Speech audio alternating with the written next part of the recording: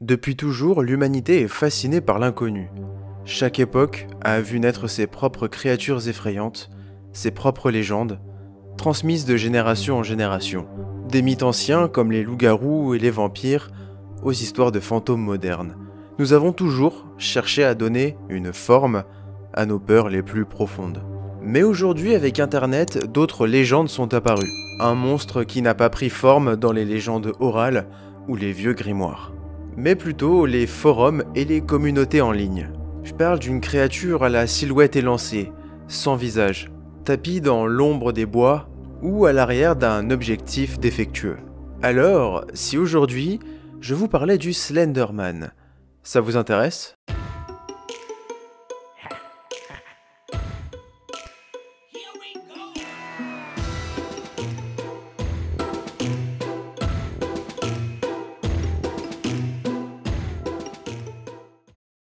Une silhouette longiligne qui semble flotter entre les arbres, toujours juste au bord de votre vision. Grand, anormalement élancé, vêtu d'un costume noir impeccable. Son visage même est une absence terrifiante. Pas d'œil, pas de bouche, rien d'autre qu'un lisse et pâle néant. Certains disent qu'il n'a pas de forme fixe, qu'il peut étendre ses bras comme des tentacules pour saisir ses proies, disparaissant aussitôt dans la brume. Les récits à son sujet sont nombreux, mais personne ne sait exactement d'où il vient. Une entité ancienne, une créature interdimensionnelle, ou un esprit maléfique qui rôde à la lisière de notre monde. Ceux qui prétendent l'avoir vu parlent d'une sensation de malaise, d'une oppression qui les empêche de bouger, comme si sa simple présence altérait la réalité. On murmure qu'il s'attaque aux enfants, les attirant dans les bois, d'où ils ne reviennent jamais. D'autres assurent qu'il peut influencer les esprits fragiles, s'insinuant dans leurs pensées jusqu'à les pousser à commettre l'irréparable. Des témoins racontent avoir vu son ombre derrière une fenêtre. Et puis il y a ceux qui disparaissent sans laisser de traces, comme si le simple fait de savoir qu'il existe suffisait à attirer son regard. On ne sait pas exactement quand le Slenderman, c'est son nom, est apparu pour la première fois. Certains évoquent de vieilles photographies en noir et blanc, où l'on distingue une silhouette anormalement grande, cachée dans l'ombre d'une forêt ou en arrière-plan d'une aire de jeu pour enfants. Ce qui est certain, c'est que son image s'est répandue rapidement, comme si elle réveillait un souvenir enfoui dans l'inconscient collectif. Peu à peu, les histoires se sont multipliées. Des personnes ont rapporté des rêves étrangement similaires, où une silhouette sans visage se tenait immobile à quelques mètres d'eux, les regardant sans jamais bouger. D'autres ont prétendu avoir trouvé d'anciennes coupures de journaux relatant des disparitions étranges, toujours accompagnées de la mention d'un homme grand et silencieux vêtu de noir. Internet ne faisait que révéler une présence dont certains disent qu'elle existait déjà bien avant l'ère numérique. Une entité est tapie dans l'ombre, attendant d'être vue. Ceux qui prétendent l'avoir vue décrivent tous la même chose.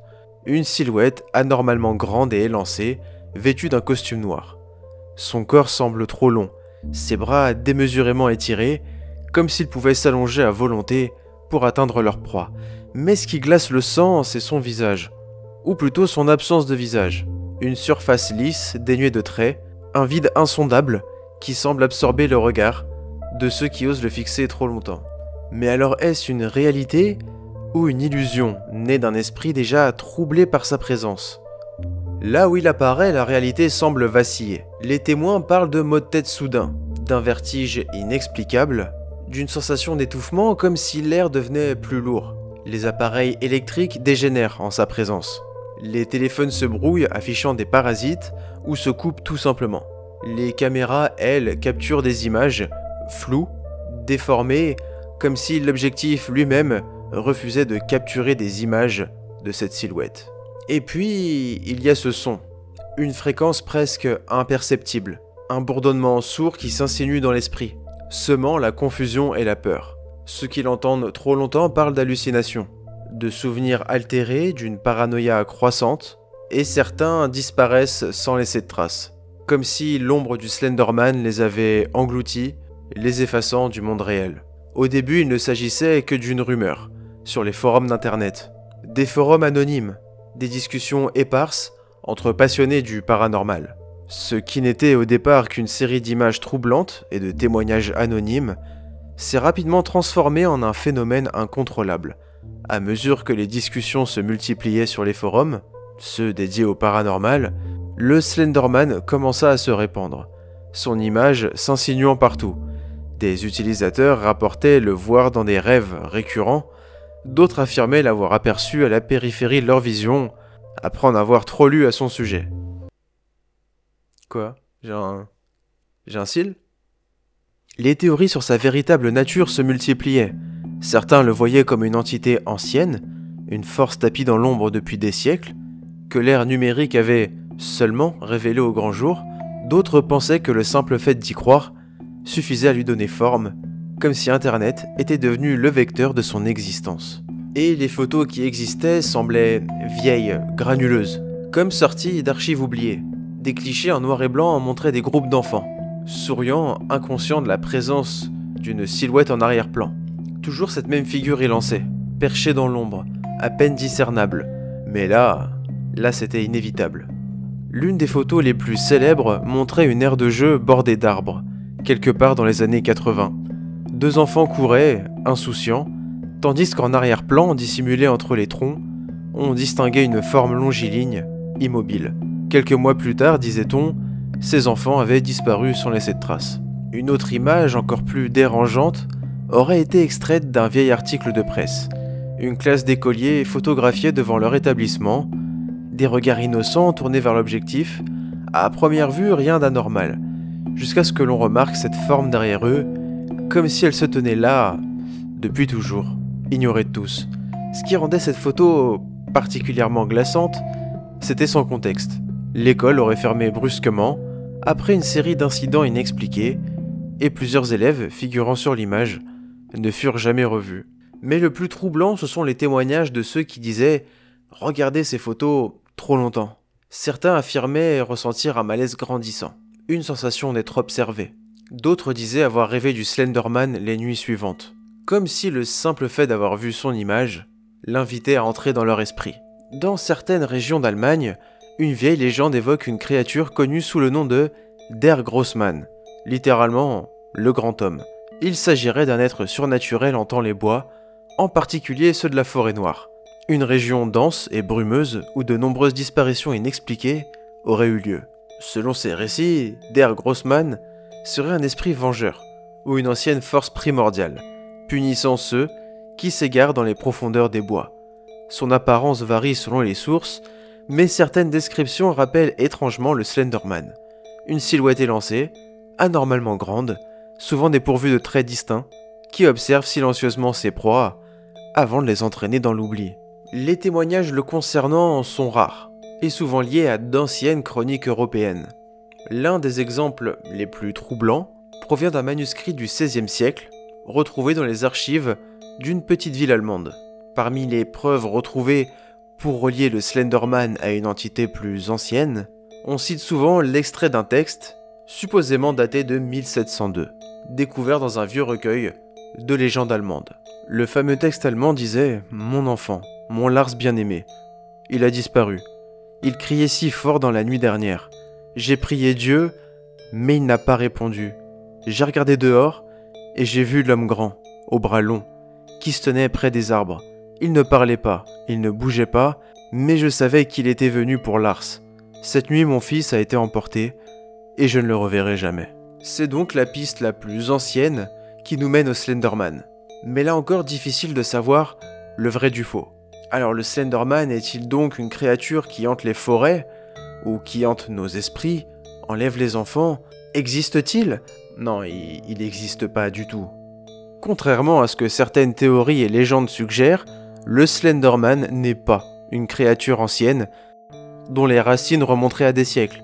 Son origine est en réalité parfaitement documentée et réside dans un concours de création d'images paranormales sur Internet en 2009. Le Slenderman est né sur le forum Something Awful, un site où les utilisateurs partageaient des discussions sur divers sujets, notamment l'horreur et les creepypastas.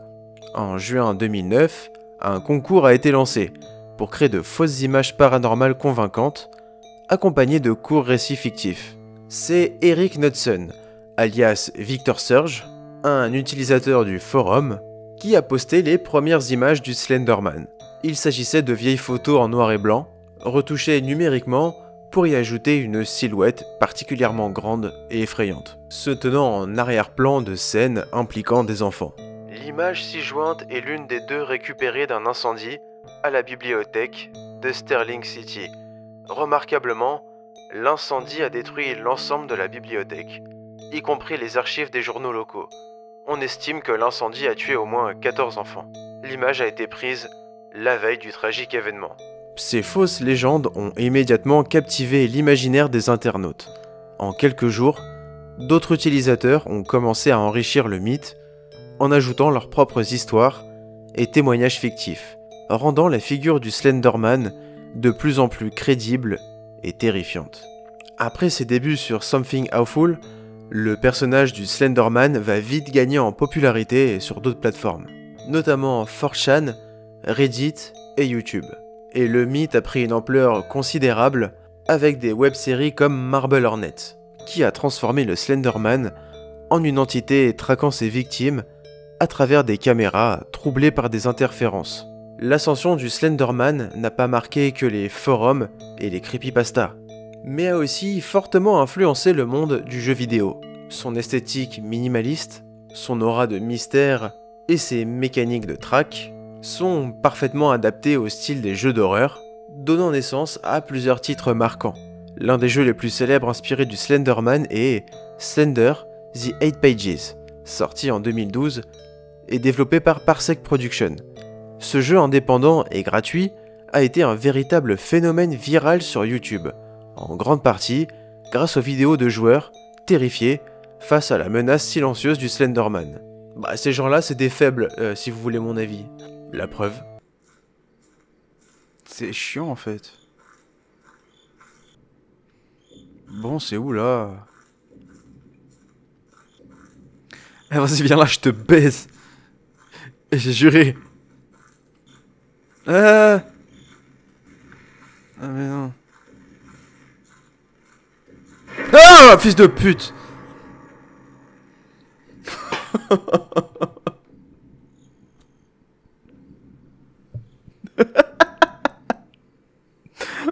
C'était authentique.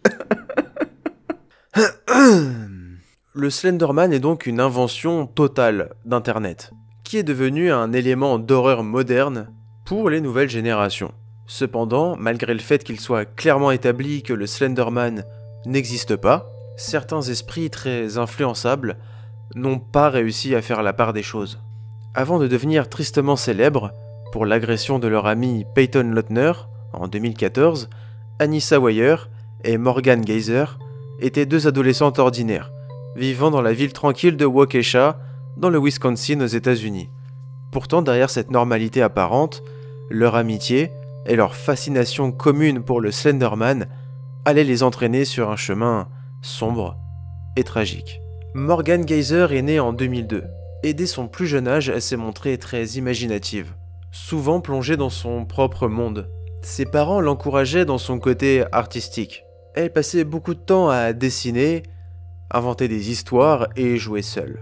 Cependant, Morgan avait du mal à se faire des amis à l'école. Elle était décrite comme une fille silencieuse et introvertie qui préférait ses univers imaginaires aux interactions sociales. Morgan découvre le Slenderman sur Internet en 2013, à travers les creepypastas et les forums dédiés aux histoires effrayantes. Très vite, elle devient obsédée par cette figure mystérieuse. Contrairement à d'autres enfants qui voient le Slenderman comme un simple mythe, elle commence à y croire véritablement. Elle affirma plus tard aux enquêteurs qu'elle croyait que le Slenderman était réel, qu'il pouvait les observer et qu'il habitait dans un manoir caché dans les bois de Nicollet National Forest, dans le Wisconsin. Et cette croyance prendra une place considérable dans son amitié avec Anissa Weier. Anissa Weier est née en 2002, comme Morgan. Contrairement à elle, elle était considérée comme une enfant plus sociable, mais elle se sentait souvent mise à l'écart et avait des difficultés à trouver sa place parmi ses camarades. Elle grandit dans une famille divorcée, ce qui l'affecta profondément.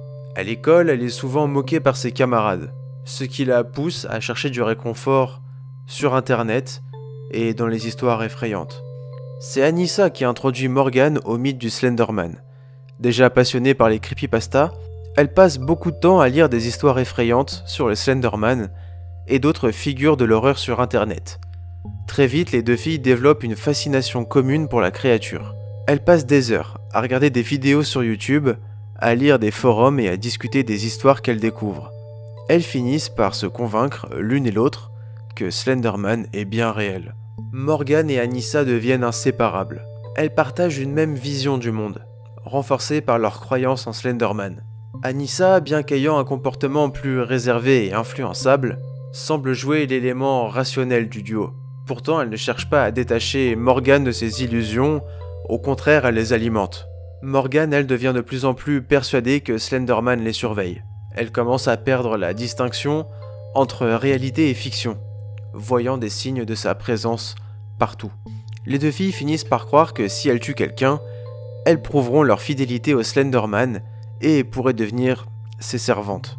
Elles choisissent leur amie Peyton Lautner, une fille gentille et amicale qui faisait partie du groupe, mais qui ne partageait pas leur obsession pour Slenderman.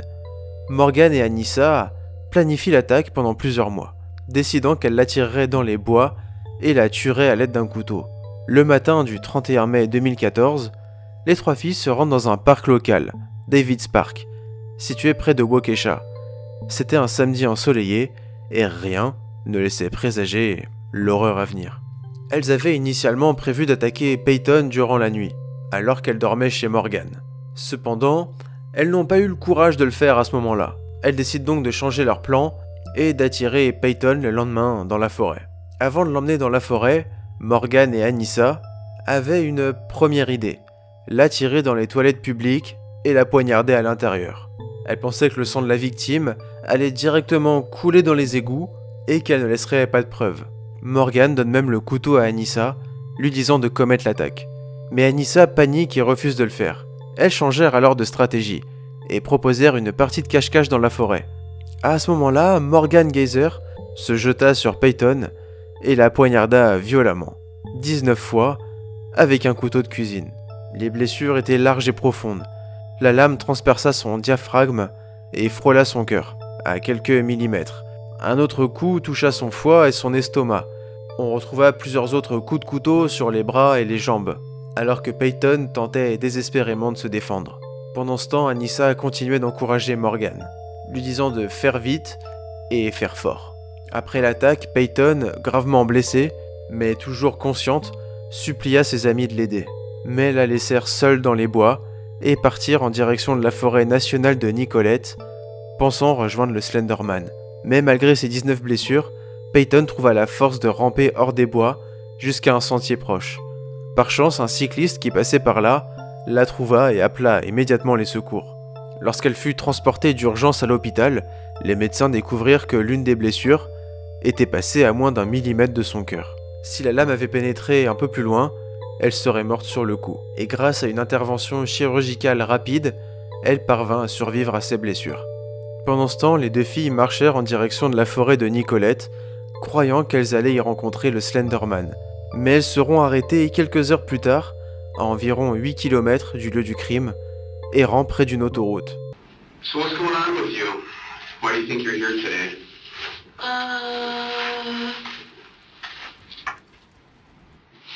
Because Anissa and I ran off after hurting Bella.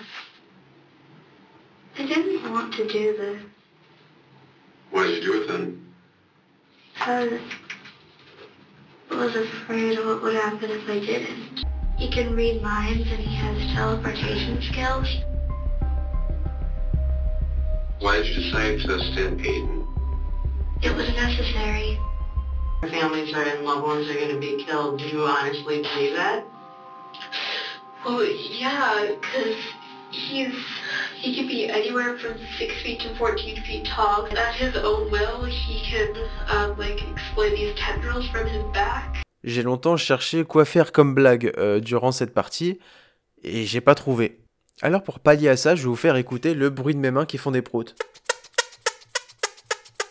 L'attaque de Peyton Lautner par Morgan Geyser et Anissa Weier, en mai 2014, a immédiatement choqué le monde entier.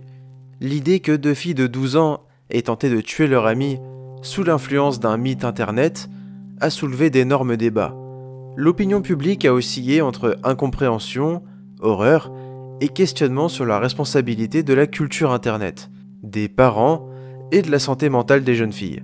L'un des plus grands débats qui a émergé de cette affaire concernait le rôle d'internet et, plus précisément, des creepypastas. De nombreux parents et experts se sont inquiétés du fait que des enfants et des adolescents passent trop de temps sur internet à lire des histoires horrifiques, sans comprendre qu'il s'agit de fiction. Tu me diras, il faut gueuler pour tout et n'importe quoi. Certains ont demandé une régulation plus stricte des contenus accessibles aux jeunes, notamment sur des sites comme Creepypasta Wiki, 4chan et Reddit, où le Slenderman est très populaire. Cependant, d'autres ont répondu que les creepypastas sont des fictions et que la grande majorité des jeunes qui en lisent ne passent pas à l'acte. Ils ont souligné que le problème venait plutôt de la santé mentale des deux filles et de leur manque de discernement, et non d'Internet lui-même. Le Slenderman reste l'une des figures les plus mystérieuses et effrayantes du web. Son apparence inquiétante et les récits qui l'entourent ont fait de lui une véritable icône moderne du paranormal. Qu'il soit un simple mythe ou quelque chose de plus troublant, une chose est certaine, il continue d'alimenter notre imagination. Cette histoire montre une vérité universelle. L'être humain a toujours aimé l'étrange. Depuis les contes et légendes d'antan, jusqu'aux histoires de fantômes modernes, nous aimons nous faire peur. Le frisson de l'inconnu nous attire, nous intrigue et nous pousse à nous interroger sur ce qui se tapit dans l'ombre. Mais plus encore, Internet est peut-être en train de redéfinir notre manière de créer du folklore. Autrefois, les légendes se transmettaient oralement, puis par écrit. Aujourd'hui, elles naissent et évoluent sur les forums, dans les vidéos et à travers les jeux. Des figures comme le Slenderman pourraient bien être les premières créatures d'un nouveau folklore numérique où la frontière entre fiction et réalité devient parfois plus floue. Mais une chose est sûre, tant que l'homme aimera le mystère, des créatures comme lui continueront de hanter notre imaginaire. Merci d'avoir regardé la vidéo jusqu'au bout. Si elle vous a plu, n'hésitez pas à me laisser un commentaire constructif. N'hésitez pas à laisser un like, à vous abonner. Pensez aussi à activer la petite cloche des notifications. Il se trouve que beaucoup de personnes ne sont pas au courant quand je sors des vidéos. C'est pourtant tous les samedis à 11h30, mais l'algorithme, il fait un peu ce qu'il veut. N'hésitez pas aussi à aller voir les autres vidéos de la chaîne et à me dire ce que vous pensez de mon travail. Et sur ce les amis, moi je vous dis à très bientôt pour de nouvelles vidéos.